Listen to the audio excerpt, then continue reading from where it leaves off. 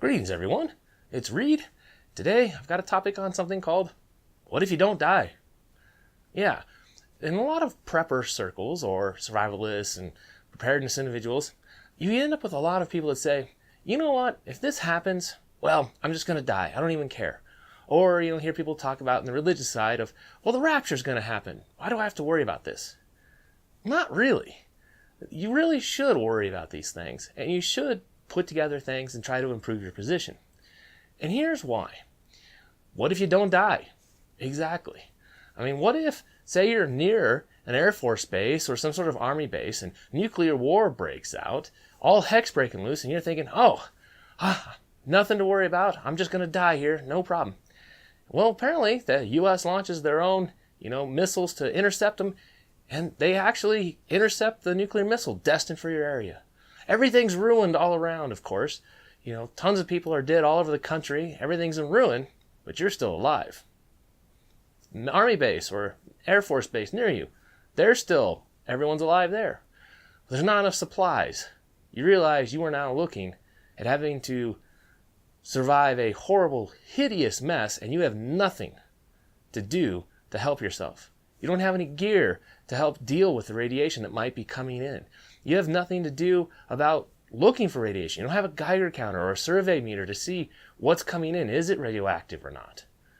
And you're in a really bad place, all because you thought, I'm just going to die when this happens. And you didn't. That's a really bad situation to be in. Another one I often hear a lot of times is, the rapture's going to happen. Things can go really, really bad in places, and it's utterly life and hell on earth, but the rapture didn't happen. The Nazis, when they went in and invaded Russia and completely cut off like St. Petersburg, or what was called Stalingrad at the time, from everything, there was no supplies coming in, there was no heating for the winter. Winter was in, people were eating their own pets, cannibalism ensued. It was horrible. You read the accounts of people that lived through that, it's pretty darn grim, really ugly. They didn't get raptured. I mean, what if, you have a World War III breakout in some sort of scenario and your area is just smashed to smithereens, but other parts of the world are fine and the rapture doesn't occur? What are you going to do? It's something very important to think about. So when a lot of people say fatalistically, I'm just going to die if that happens, what if you don't? I mean, that's a really important question to ask. What if you don't? I mean, are you going to take the short, easy way out? Commit suicide, hang yourself, shoot yourself, or something like that? That's not a very good idea either. But a bunch of people probably won't be able to take the stress and will take such a solution. I'm just unwilling to give up.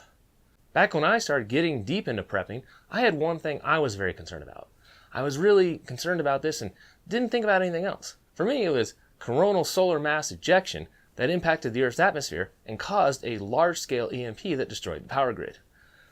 The chances of it happening are, well, it's going to happen again. That's for certain. Whether or not the power grid will be able to withstand it is a different question.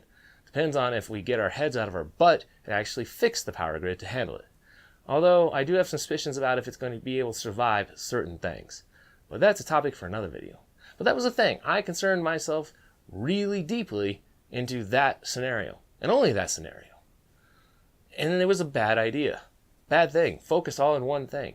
And completely obliterated and blindsided myself to all these other issues that existed. And there's a lot of them. And the thing is, when you put on those kind of blinders, you really shortchange yourself. And the true thing to being able to survive, be a real preparedness person, is flexibility. Flexibility is everything. The ability to think your way through the problem. The ability to realize what's going on and adapt. To take what you have and MacGyver something together to get through whatever's going wrong. That is the true skill we all need, is flexibility. So don't put blinders on. It's the last thing you want to do is artificially limit yourself and only concern yourself with this one thing.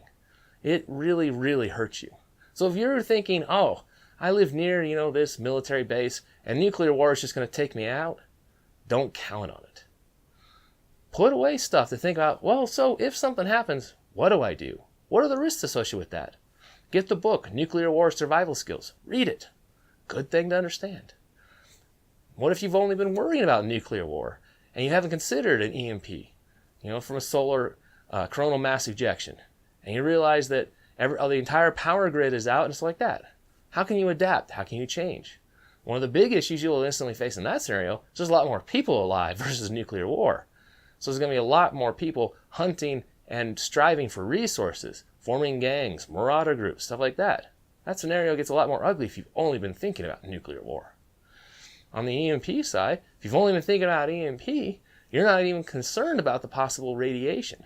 And you may have completely overlooked the possibility of the nuclear power plants melting down and releasing much more dangerous radiation than that released from thermonuclear warheads. Turns out nuclear power plants, the radiation they make is extremely dangerous. Those things will stay dangerous for thousands and thousands of years. While the radiation from a thermonuclear warhead, it goes down very quickly. Within 30 days, all the stuff that was really hot isn't hot anymore. Unless we're talking about salted bombs and cobalt-60. Well, that's something else for another time. What if you have been completely worrying about those two items and completely ignore a pandemic?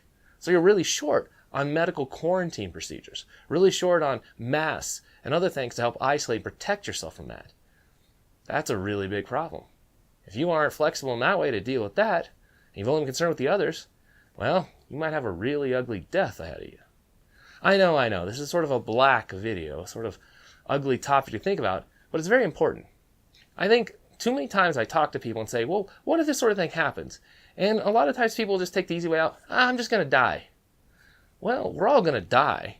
I mean, that's a given. None of us are making it out of this life alive. Everyone goes through the process of death.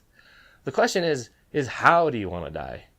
Now, I personally have been through some rather ugly times in my life. I've had 7 very near-death experiences where, death was imminent and made it through it. And the whole dying process, it really sucks. It's horrible. Horrible to go through. There's ways that'd be a lot better to die.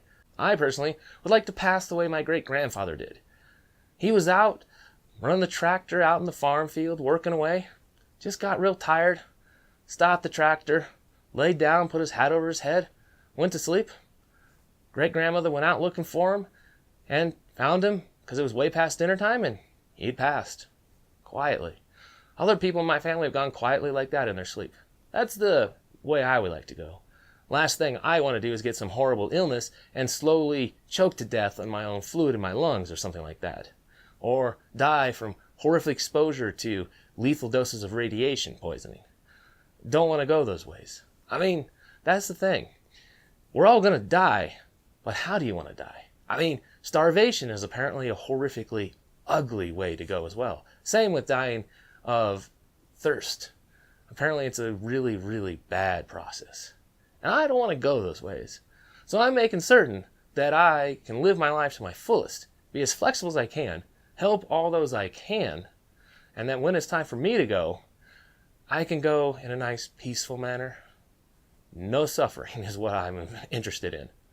So I hope this gives you something to think about. I know it's a little bit of a dark topic, but we all should live to the best we can and be as flexible and as prepared we can for anything that may show up. Don't forget floods. Floods could happen too. But we'll eventually cover all sorts of scenarios of the things that keep me up at night in that series. But take care, everyone. Do ponder this and see how you can improve your position and be as flexible as you can be. This is Reed, out for now.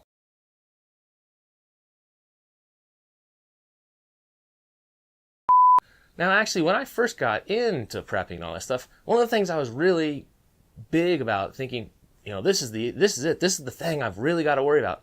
It was a solar coronal mass ejection.